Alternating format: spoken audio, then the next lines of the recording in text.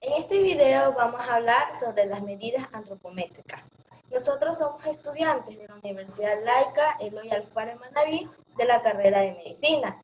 Estamos cursando el primer semestre del paralelo A. Nuestro grupo está formado por Espinosa Carranza, Jorge Isaac, Barrales Anchundia Yandri, Joel y quien les habla, Alaba Naidelin Scarlett. Para entender este tema necesitamos saber las definiciones de los siguientes subtemas. Medidas antropométricas. Son las medidas del cuerpo humano utilizadas en el estudio de la variación y el crecimiento humano. Las medidas antropométricas son, por ejemplo, la talla, el peso y los perímetros corporales. Edema. Un edema es por definición una acumulación de líquidos en el espacio extracelular del cuerpo. Esto se debe a que el líquido sale de los vasos sanguíneos y se acumula en el tejido en ciertas cavidades del cuerpo, como por ejemplo la cavidad abdominal. Perímetro cefálico.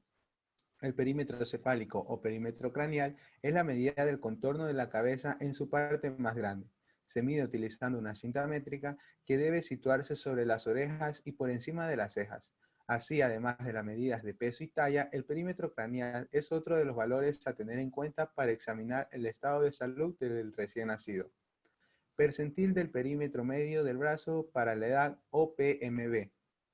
El perímetro braquial es una medida utilizada como referencia del estado nutricional y para identificar el brazo es flexionado a 90 grados a nivel de la articulación del codo y el antebrazo se coloca con la palma de la mano hacia abajo sobre la mitad del torso. El brazo debería estar aproximadamente paralelo al tronco.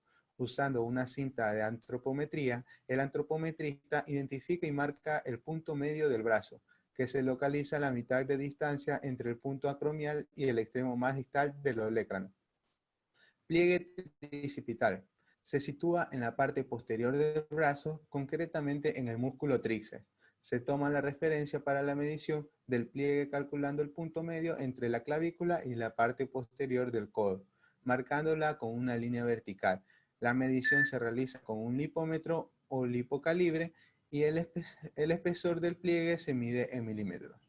Por último tenemos el pliegue subescapular, el cual se sitúa en la escápula colocando el pulgar en el borde inferior y el índice en el borde lateral de la escápula. Se va acercando y cuando están a una distancia aproximada de 2 centímetros, el pulgar rota sobre el índice en sentido de las agujas del reloj, marcando la referencia de forma oblicua.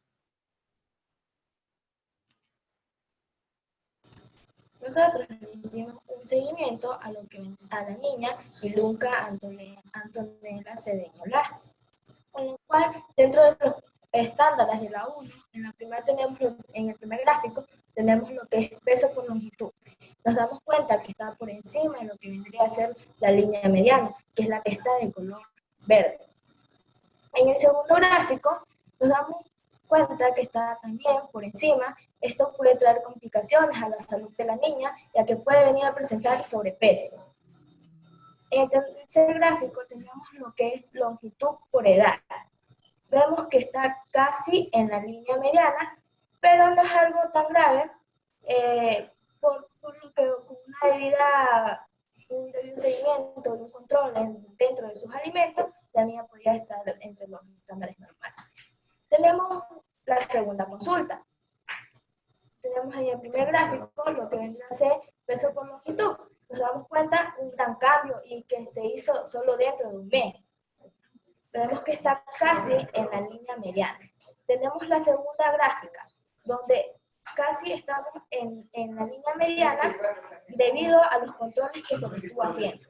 Y por último tenemos la tercera gráfica que está dentro de los parámetros normales de lo que vendrán a ser los estándares de la orden.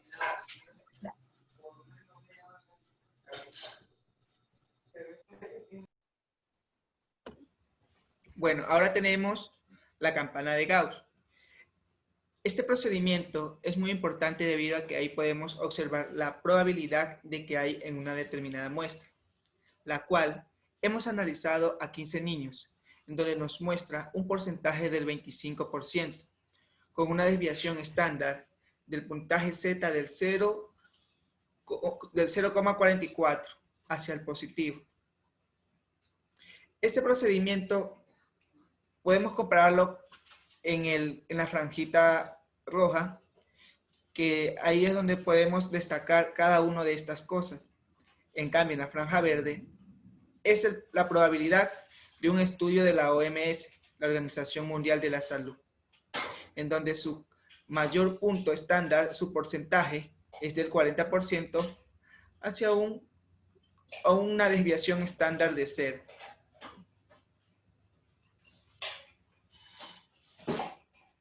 Bueno, como conclusión podemos decir que la antrometría es importante porque es un instrumento muy valioso, utilizado para tener una adecuada evaluación nutricional, que permite tomar las decisiones clínicas en los individuos y también en las poblaciones con el propósito de detención y evaluación de las intervenciones, orientando las políticas de salud públicas en los aspectos nutricionales. Cabe recalcar que la antrometría es el conjunto de medidas de referencia que tenemos en cuenta a la hora de hacer un análisis. Puede ser perímetro y pliegues, índices corporales, altura, IMC, índice de masa corporal, composición hidráulica, metabolismo basal, etc. Además, este procedimiento es muy utilizado no solo en niños, también en personas adultas, debido a que el estado nutricional medido a través del peso y la talla es considerado el indicador más importante porque resume el nivel de crecimiento del niño. Es una prueba muy interesante porque permite conocer de manera exacta tu estado físico. Y no solo eso, sino que hacerlo de manera habitual te permitirá comparar tu estado con el de temporadas anteriores.